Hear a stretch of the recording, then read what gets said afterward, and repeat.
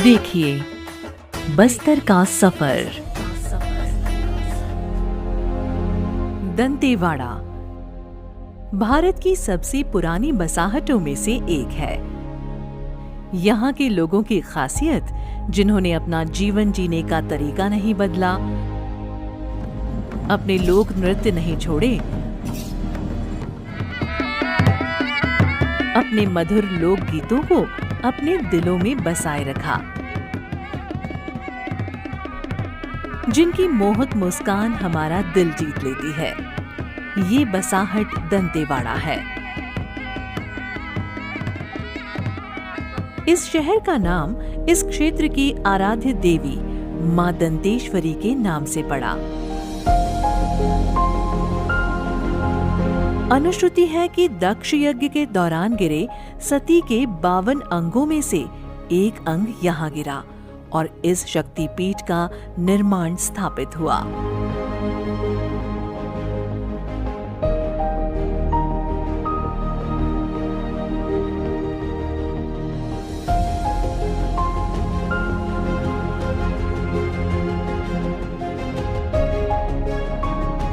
दंतेश्वरी मां मंदिर बस्तर की सबसे सम्मानित देवी को समर्पित है।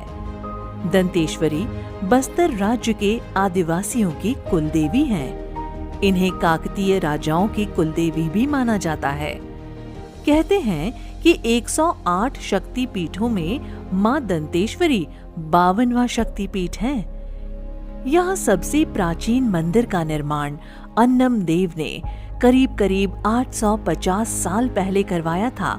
1932-33 में दूसरी बार बस्तर की तत्कालीन महारानी प्रफुल्ल कुमारी देवी ने मंदिर का जीर्णोद्धार करवाया। माना जाता है कि मां सती का दांत यहाँ गिरा था, इसलिए मंदिर का नाम मां दंतेश्वरी के नाम पर पड़ा।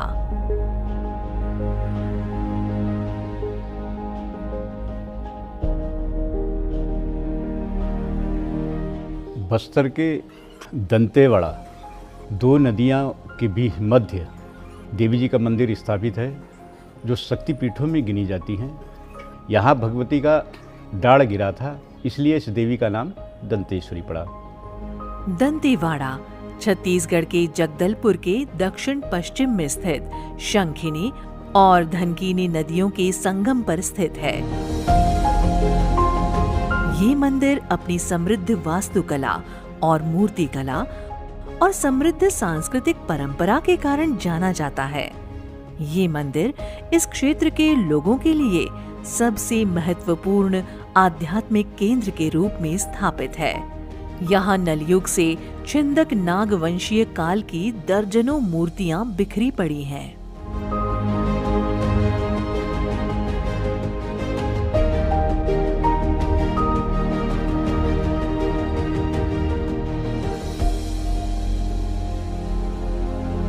बारसूर में स्थित प्राचीन 32वां मंदिर न सिर्फ अपने 32 खंभों की वजह से मशहूर है, बल्कि दोहरे गर्भगृह वाले इस अनूठे शिवालय की दोनों जलहरियां भी इसे और खास बनाती हैं।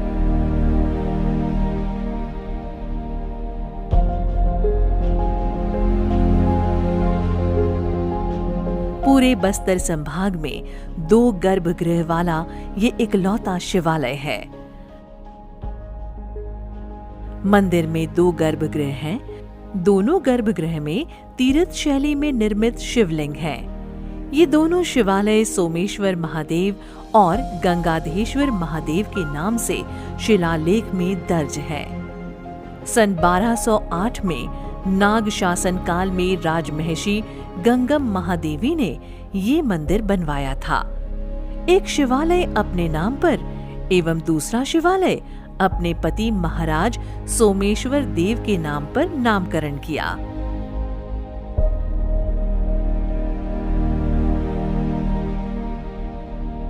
मंडप में रखे हुए नंदी पर शिल्पकार ने गजब की बारीक नक्काशी की है।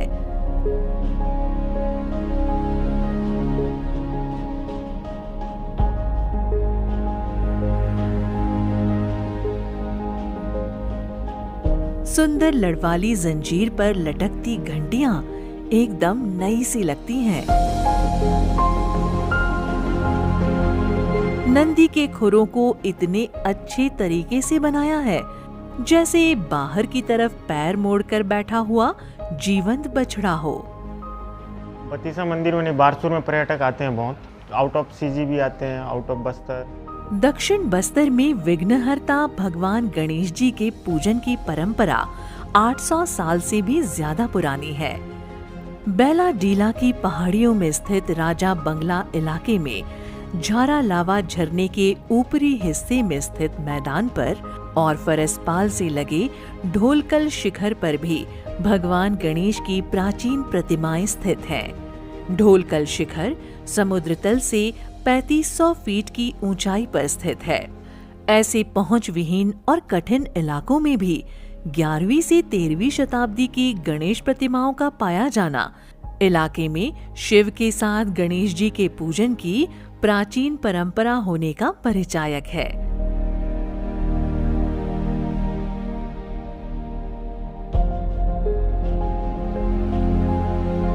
बारसूर में भगवान गणेश की विशाल प्रतिमा काफी मशहूर है। बलुई पत्थर से निर्मित युगल प्रतिमा को देखने राज्य ही नहीं बल्कि बाहर से भी लोग पहुंचते हैं।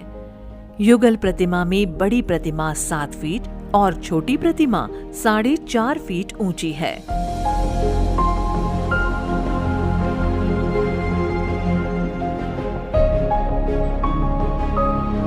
दक्षिण बस्तर में जगह जगह विराजित गणपति प्रदेश भर में प्रसिद्ध हैं। उनका पुरातात्विक अध्ययन भी होता रहा है।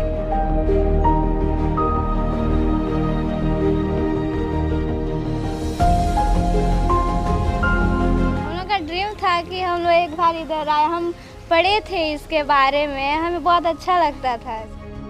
बस्तर में ही भगवान शिव को समर्पित मंदिर है जिसे मामा भांजा मंदिर के नाम से जाना जाता है। कहा जाता है कि मामा और भांजा 2 शिल्पकार थे जिन्हें ये मंदिर सिर्फ एक दिन में ही पूरा करने का काम मिला था। उन दोनों ने मंदिर एक दिन में बना दिया था। मामा भांजा मंदिर काफी ऊंचा है और इसमें ऊपर 2 तरफ मामा और भांजा की भी पत्थर की मूर्तियां बनाई गई हैं। इस मंदिर का निर्माण 11वीं शताब्दी में था। चिंदक नागवंशी राजा ने उड़ीसा उत्कल राज्य से 2 कारीगर बुलाए थे, आपस में माँ भांजा थे। तब भांजा ने इस मंदिर को बनाया 24 घंटे के अंदर। घने जंगलों, सुंदर घाटियों और बलखाती नदियों से घिरा दंतेवाड़ा प्रकृति के प्रेमियों के लिए धरती में स्वर्ग है।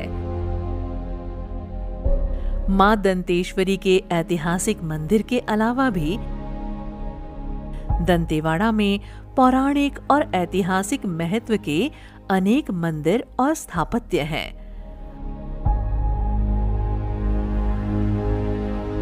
बारसूर का स्थापत्य दंतेवाड़ा के गौरवशाली इतिहास का साक्षी है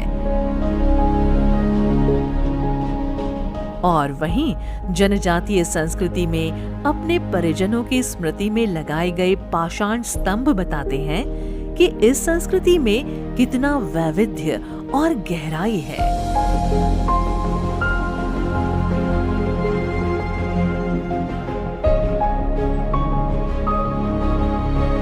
वैसे सब घूमकर थक जाएं तो शहर की बेकरी, आदिम कैफे,